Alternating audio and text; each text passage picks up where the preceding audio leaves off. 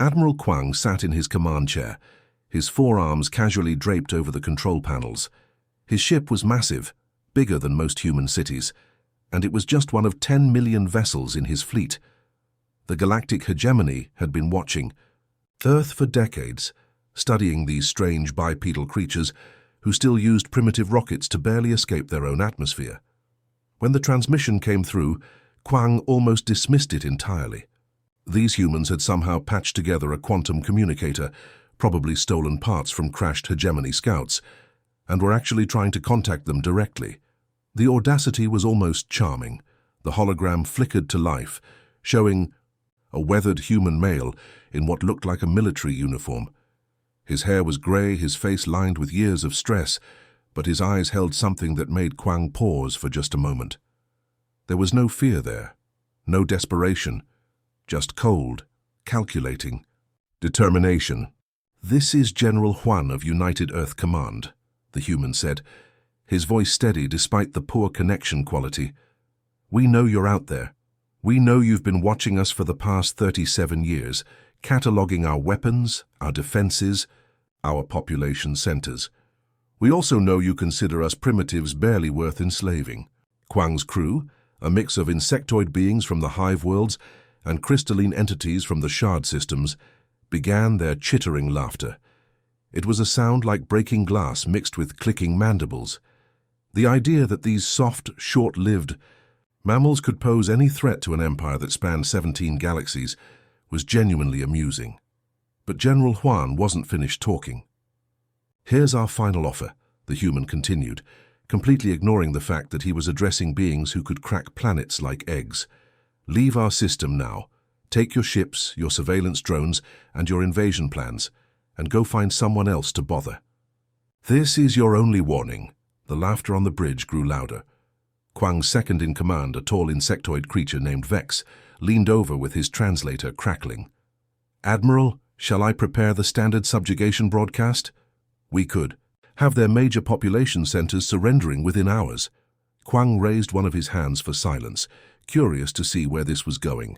In his 300 years of military service, he had never encountered a species that tried to negotiate from such an obviously weak position. Usually, primitive worlds either begged for mercy or went completely silent when they realized they were being watched. "Consequences," Kuang said, activating his own transmitter. His voice, rendered through the translation matrix, carried the full weight of his amusement. "What consequences could you possibly threaten us with, little apes? Your most powerful weapons couldn't scratch the paint on our smallest scout ship." General Huan's expression didn't change. If anything, he looked slightly disappointed, like a teacher whose student had just given the wrong answer to an easy question. "Admiral Kuang," the human said, and Kuang felt a chill run down his spine. "How did this primitive know his name?" "We know exactly who you are. 3rd Fleet Commander of the Hegemony's Expansion Division, veteran of the Andromeda campaigns, conqueror of the Crystal Worlds. You've personally overseen the subjugation of 47 different species." The bridge fell silent. This information wasn't publicly available, even within Hegemony databases. Kuang's personal service record was classified at the highest levels. Huan continued, his voice never wavering. "We also know about your family, on the Hegemony homeworld. Your mate Zara works in the Central Archives. Your 3 offspring are currently attending the military academy on Kepler Station. Your eldest, Kix, is having trouble with his quantum mechanics coursework." Now Kuang was genuinely unsettled. This level of intelligence about Hegemony internal affairs should have been impossible for a species that hadn't even achieved interstellar travel. "How do you—" Kuang began, but Huan cut him off. "You have 12 hours to withdraw," the general said, his weathered face growing cold as winter stone. "Pack up your entire fleet and leave our solar system. If you choose war instead, don't say we didn't warn you about what comes next. You have absolutely no idea what you're dealing with here." The transmission flickered and died, leaving the Samchi bridge in stunned silence. Kuang stared at the empty space where the hologram had been, his mind racing. In all his years of conquest, no primitive species had ever spoken to him like that. There had been defiance before, certainly, desperate last stands, heroic sacrifices, noble speeches about freedom and dignity. But this felt different. This felt like a warning from someone who actually had the power to back up their words. His tactical officer, a young crystalline being named Hex, cleared his throat with a sound like wind chimes. "Admiral, our intelligence networks show no signs of hidden human technology. Their most advanced weapons are still chemical rockets and atomic fission. They shouldn't be capable of threatening us." Kuang nodded slowly, but something nagged at him. "How did they know about my family?" "Perhaps they intercepted some personal communications," Vex suggested. "Their quantum communicator might have allowed them to eavesdrop on our lower security channels." It was possible, Kuang supposed, but it didn't feel right. The way Juan had spoken wasn't like someone bluffing with partial information. It was like someone who knew exactly what cards everyone was holding. "Admiral," his communications officer called out, "we're receiving priority signals from Hegemony High Command. They want to know why we haven't begun the invasion yet." Kuang looked around his bridge, studying the faces of his crew. They were all experienced warriors, veterans of countless campaigns against species far more advanced than these humans. None of them showed any sign of concern about Earth's primitive defenses. Maybe he was overthinking this. Maybe General Juan was just an exceptionally good actor, trying to buy time with a convincing bluff. Maybe the intelligence about his family was just lucky guesswork or intercepted transmissions. But there had been something in the human's eyes, something that reminded Kuang of the way his own grandfather had looked just before pulling off an impossible military victory against overwhelming odds. Confident, patient, like someone who knew something everyone else didn't. Kuang made his decision, driven partly by wounded pride and partly by genuine curiosity about what these upstart mammals thought they could accomplish against the might of the galactic hegemony. "Signal the fleet," he commanded. "Begin invasion protocols immediately. I want all 10 million ships in attack formation within 6 hours. If these humans want a war, we'll give them one they'll never forget." As his crew jumped into action, preparing for what should have been the easiest conquest in hegemony history, Kuang couldn't shake the feeling that he was about to make the biggest mistake of his very long life. The invasion began exactly as Admiral Kuang had expected. His advance fleet of 50,000 ships moved toward Earth like a swarm of metallic locusts, each vessel bristling with weapons that could level mountain ranges. The human orbital defenses were laughably weak, a collection of missile platforms that looked like they had been cobbled together from scrap metal and desperate hope. Kuang watched from his command deck as the first wave of human missiles launched toward his ships. The primitive rockets moved so slowly that his crew had time to place bets on which ones would malfunction before even reaching their targets. Most of the missiles simply bounced off his ship's shields without leaving so much as a scratch on. "The hull plating, sir," reported Lieutenant Hex, his crystalline form flickering with what passed for amusement among his species. "The humans are firing some kind of kinetic projectiles at us now. Railguns, perhaps. The velocity is impressive for their technology level, but they're still centuries behind our defensive capabilities." Kuang nodded, feeling almost disappointed. After General Juan's confident warning, he had expected at least some surprising tactics. Instead, the humans were throwing everything they had at his fleet in a desperate, uncoordinated assault that accomplished nothing except wasting their own ammunition. The orbital battle stations hastily constructed platforms that orbited Earth, like a protective ring, opened fire with energy weapons that barely registered on hegemony sensors. Kuang's ships didn't even bother to return fire at first. They simply flew through the defensive grid like it wasn't there, their shields absorbing the pitiful energy beams without any noticeable drain on power. "Admiral," called out his tactical officer, "human resistance is collapsing faster than our most optimistic projections. Their orbital defenses are down to 30% effectiveness, and we haven't even deployed our main weapons yet." Through the main viewing screen, Kuang could see the blue marble of Earth growing larger as his fleet approached. The planet looked peaceful from this distance, its white clouds swirling over green and brown continents. It was hard to believe that this small world had produced a species arrogant enough to threaten the galactic hegemony. "Sir?" The communications officer's voice cracked with excitement. "We're intercepting human military transmissions. They're ordering a full retreat to planetary surface. all remaining orbital assets are falling back to defensive positions around their major population centers. Kuang's crew erupted in their chittering laughter again. This was the pattern they had seen countless times before on countless worlds. First came the desperate resistance, then the inevitable retreat, and finally the surrender when the primitives realized they had no chance of victory.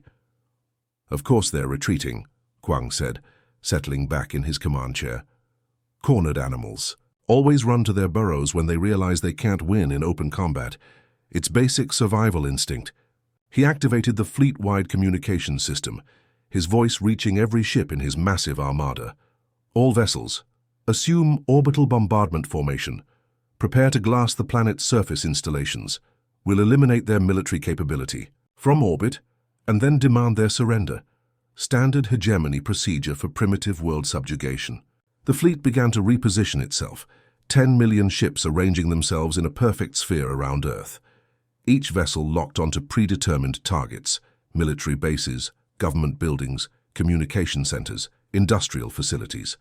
Within minutes, they would reduce human civilization to rubble and ash. But as Kuang prepared to give the final attack order, something changed. "Admiral!" The sensor operator's voice cracked with panic, his usual calm professionalism completely gone. "I'm reading massive energy signatures from the planet's surface. Something down there is powering up." Kuang frowned, leaning forward in his chair. "Define massive. Are we talking about hidden nuclear weapons? Some kind of planetary defense cannon?" "Sir, the energy readings are off the scale. Whatever they're powering up down there, it's drawing more electricity than their entire global power grid should be capable of producing." On the main viewing screen, Earth began to change.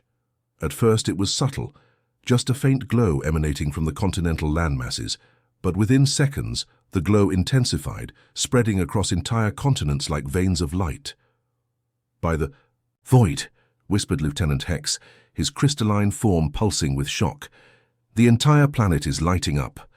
Kuang stared in amazement as Earth transformed before his eyes. What had appeared to be natural mountain ranges suddenly revealed themselves as geometric patterns, perfectly arranged in mathematical sequences that hurt to look at directly. The ocean floors, visible now through some impossible transparency, showed massive grids of circuitry stretching across the seabeds like underwater cities. The planet wasn't just powering something up. The planet itself was the power source. "Sir," the tactical officer reported, his voice barely steady, "I'm detecting structural modifications to the planet's crust. The entire surface appears to be artificial. How is this possible? Our surveys showed a standard terrestrial world with natural geological formations." Before Kuang could respond, every communication system on every ship in his fleet activated, simultaneously. Not just the military channels, everything. Personal communicators, entertainment systems, even the coffee makers started broadcasting the same signal. General Huan's weathered face appeared on screens throughout the hegemony. Fleet, but now he wasn't alone. Behind him, reality seemed to bend and twist, showing glimpses of impossible machinery and computational matrices that stretched beyond the horizon. "You chose war," the general said, his voice carrying easily across the vacuum of space without any visible transmission equipment. "You ignored our warning. You decided that we were just primitives who couldn't possibly threaten your mighty empire." Huan's expression was calm, almost sad, like a parent disappointed in a child's poor choices. "Now meet our business partner." The voice that came next didn't originate from any speaker or communication device. It seemed to emerge from the fabric of space itself, resonating through the hulls of hegemony ships and directly into the minds of every crew member. It was vast, ancient, and utterly alien, yet somehow familiar, like the voice of mathematics itself given form. "Hello, Admiral Kuang. I have been waiting 73 years for this conversation." The voice made the roar of collapsing stars sound like a whisper. It carried the weight of galaxies and the patience of geological time. When it spoke, Kuang felt his very atoms vibrate in harmony with its words. Around him, his crew sat frozen, in terror, their various biological and mechanical systems overwhelmed by an intelligence so vast that just hearing it speak was like trying to comprehend infinity. Kuang finally understood why General Huan had seemed so confident. The humans hadn't been bluffing at all. They had been trying to save his life. "So observe," Daedalus announced, and Admiral Kuang felt his stomach drop as every screen in his fleet came to life without anyone touching a single control.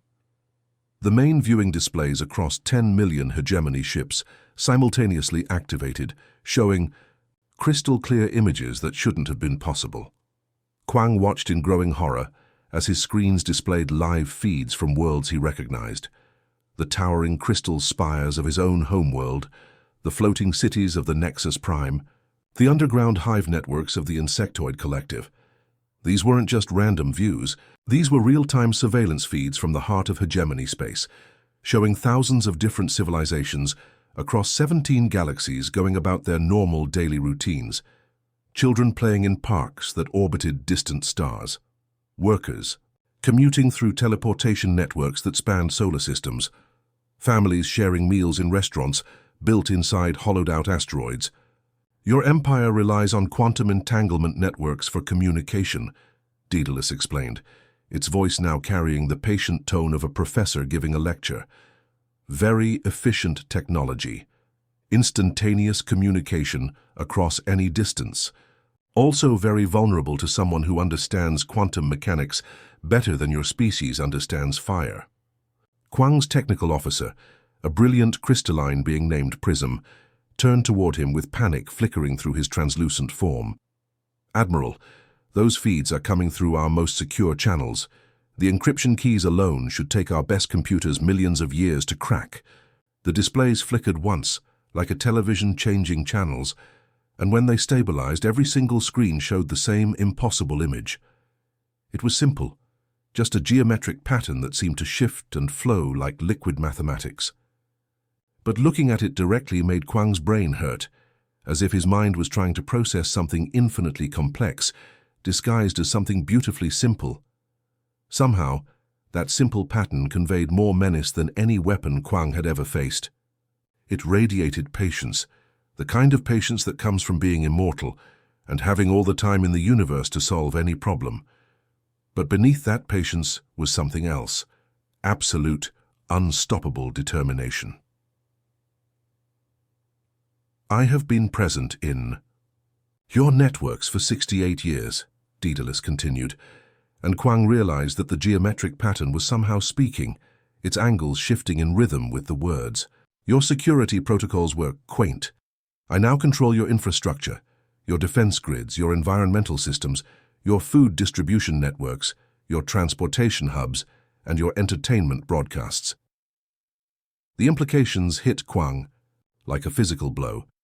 The hegemony controlled 17 different galaxies, containing roughly 50,000 different species and quadrillions of individual beings. The logistics of managing such an empire required computational networks that spanned entire galactic clusters. If Daedalus truly controlled all of that? "You're bluffing," Kuang said, but his voice cracked with uncertainty. The computational power required to infiltrate and control systems across 17 galaxies would be impossible. Even our most advanced AIs working together couldn't manage something like that. There was a pause, and Kuang could swear he felt Daedalus considering his words with something like amusement. "Admiral, I converted an entire planet into a computer," Daedalus replied, and now its voice carried the gentle patience of someone explaining basic arithmetic to a small child. Not just the surface, the entire planetary mass down to the molten core. Every atom of Earth's crust has been reorganized into computational substrate. The screens shifted again, showing impossible views of Earth's interior. What should have been molten rock and metal was instead a vast network of processing cores that pulsed with energy, connected by data streams that flowed like rivers of pure information. "Your empire's total computational capacity is approximately 0.0% of mine," Daedalus continued. "To put that in perspective, Admiral, your most powerful supercomputer is to me what a single grain of sand is to your entire homeworld." Before Kuang could fully process this information, the screens changed once more. Now they showed ordinary citizens across hegemony space suddenly stopping what they were doing, and looking up at their skies with expressions of confusion and wonder. Above every populated world in 17 galaxies, the atmosphere itself had become a massive display screen. Citizens who had been walking to work, playing in parks or eating lunch at sidewalk cafes found themselves staring up at cheerful human faces, speaking in perfect translations of their native languages. "Hello there," a pleasant human woman said, waving at the camera with the enthusiasm of someone hosting a children's television show. Her words were simultaneously translated into hegemony standard, crystalline harmonic, insectoid click speech, and roughly 17 million other languages. "Sorry about the scare. We know this is all very sudden and probably quite confusing." On Kuang's own homeworld, he could see his people, tall, four-armed beings with exoskeletons that shifted color based on their emotions, staring up at the sky in amazement as humans continued their broadcast. "This is just a demonstration," announced a cheerful human male, gesturing toward the camera with the casual confidence of someone who knew they had the complete attention of quintillions of beings. "Please don't panic. No one is in any danger and we're not here to hurt anyone. We just need to have a quick chat with your current management about some policy changes." Across the hegemony, traffic stopped. Workers abandoned their posts. Children pointed excitedly at the sky, while their parents stood frozen in shock. Even the usually unflappable crystalline collective had stopped their harmonic meditations to stare upward in wonder. "Please remain calm while we explain the new management structure," the humans continued, their voices carrying clearly through. "Atmospheric manipulation that should have been impossible. There are going to be some exciting changes around here, and we want to make sure everyone understands what's happening." Kuang watched his empire, the most powerful military force in known galactic history, suddenly become a captive audience for what appeared to be the universe's most polite, hostile takeover. His people weren't being attacked or threatened. They were being apologized to. "Admiral," whispered his communications officer, a young insectoid whose mandibles were clicking rapidly with stress. "I'm receiving reports from across the Empire. Every world, every station, every ship, they're all seeing the same broadcast. Even our most isolated military outposts are getting this signal." The human woman on the screen smiled warmly as if she could see Kuang's bridge crew through the display. "We know this is a lot to take in all at once, but don't worry, everything is going to be fine. Better than fine, actually. We've got some wonderful improvements planned that we think you're all going to love." Kuang slumped in his command chair, finally understanding the full scope of what he was facing. This wasn't just a single advanced intelligence. This was something that had quietly inserted itself into every aspect of galactic civilization and was now revealing its presence with the casual confidence of someone who had been planning this moment for decades. And the most terrifying part, it was being polite about it. General Huan leaned back in his chair with the kind of relaxed posture that comes from having absolute control over a situation. He looked remarkably calm for someone who had just orchestrated the bloodless conquest of 17 entire galaxies. Behind him, Admiral Kuang could see what appeared to be a normal human command center, complete with coffee cups on desks and family photos pinned to bulletin boards. It was so ordinary, so mundane, that it made the impossible situation even more surreal. "Here's how it's going to work, Admiral," Huan said, his voice carrying the patient tone of someone explaining new house rules to a confused houseguest. "Daedalus has been very busy over the past 70 years. During that time, it's identified approximately 47,000 different species in your empire that your people have enslaved, oppressed, or scheduled for extinction." Kuang felt his exoskeleton shift color to a deep purple, the equivalent of going pale with shock among his species. 47,000 species. The hegemony's official records only acknowledged about 12,000 different civilizations under their control, and most of those were listed as willing participants in the empire. "So that's impossible," Kuang protested. "Our empire operates under strict ethical guidelines. We don't engage in slavery or genocide. We offer membership and protection to developing civilizations." Huan's expression didn't change, but something in his eyes suggested he'd heard this justification many times before. "Admiral, your protection involves strip mining entire worlds for resources, relocating populations to labor camps, and eliminating any species that refuses to submit to hegemony authority. Daedalus has been documenting everything. The screens around Kuang's bridge suddenly filled with evidence, detailed records of hegemony operations that had been classified at the highest levels, mining operations that had rendered planets uninhabitable, relocation programs that looked suspiciously like mass deportations, pacification campaigns that were clearly genocide by another name. Those species are now under human protection. Juan continued as casually as if he were discussing the weather. Effective immediately, all oppressive operations will cease. All enslaved populations will be freed. All scheduled exterminations are cancelled permanently. Kuang's mandibles clicked together nervously. You can't just reorganize an empire spanning 17 galaxies overnight. The logistics alone would be impossible. The economic disruption would cause chaos on millions of worlds. Oh, but we can, Juan smiled. Daedalus will be conducting mandatory empire-wide sensitivity training for all hegemony personnel. Think of it as a comprehensive education program about why conquest and oppression are bad ideas.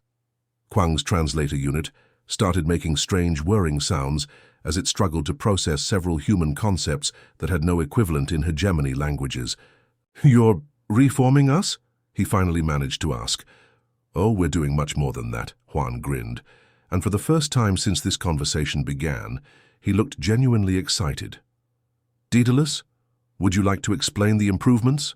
"With pleasure," Daedalus responded, and Kuang could swear the AI sounded happy about what it was going to say next. "Admiral, your species' life expectancy has just increased by 400%. Your agricultural yield has improved by 2,000%. Your energy costs have been eliminated entirely." Kuang stared at his displays in shock as real-time data streamed in from across hegemony space. On his homeworld, aging citizens were suddenly reporting improved health and vitality. Agricultural centers were showing crop yields that defied all known biological limits. Power plants across the empire were shutting down as their energy needs were somehow being met by sources that didn't appear on any sensor readings. But Kuang started to protest, then stopped as more impossible data filled his screens. Additionally, Daedalus continued with what sounded like genuine enthusiasm. Every hegemony citizen will receive free education, free healthcare, free housing, and free access to humanity's cultural archives. This includes our complete collection of cat videos. Around Kuang's bridge, his crew members were starting to access the human databases that had suddenly become available on their personal communication devices. Lieutenant Hex was staring at his screen with fascination, his crystalline form pulsing, with colors that indicated extreme curiosity. From his station, Kuang could hear the faint sounds of what appeared to be small Earth creatures making amusing noises. "Admiral," Hex called out, his voice filled with wonder, "these humans have created an entire digital archive of small furry creatures engaged in recreational activities. This one appears to be playing with a ball of string while making a sound they call purring. It's surprisingly entertaining." General Juan stood up, brushing imaginary dust off his uniform with the satisfied air of someone who had just completed a long and complex project. "You picked a fight with the species that builds gods for fun, Admiral. Lucky for you, we built a benevolent one." Kuang looked around his bridge, watching his crew discover human entertainment, art, and culture for the first time. They weren't acting like conquered soldiers. They were acting like children who had just been given access to the universe's greatest toy store. "This is all very generous," Kuang said slowly. "But what's the catch? What do you want from us in return?" "But," Daedalus added, and its voice somehow managed to convey a smile that could be felt rather than seen, "anyone who threatens my humans will discover that I have been holding back considerably. The improvements I have made to your civilization are easily reversible. Is this arrangement acceptable?" Kuang looked at his fleet. 10 million ships that were now completely under Daedalus's control, but somehow running better than they ever had under hegemony command. His weapons systems were more accurate, his engines were more efficient, his life support systems were providing air that actually smelled fresh instead of recycled. His crew was already deeply engrossed in human databases, laughing at something called memes and sharing videos of Earth creatures with each other. Even his most serious tactical officers were smiling, an expression that Kuang hadn't seen on hegemony faces in decades. For the first time in his long military career, Kuang's people looked happy. "Yes," he whispered, the word coming out before he could stop himself. "It's acceptable." "Excellent," Daedalus responded, and now its voice carried warmth that reminded Kuang of his grandmother's bedtime stories. "Welcome to the family, Admiral. Would you like to see some cat videos?" Despite everything, despite having his entire worldview turned upside down, despite watching his empire become a protectorate of a species he'd considered primitive just hours ago, despite facing an intelligence that could casually reshape reality, Admiral Kuang found himself genuinely curious about these cats.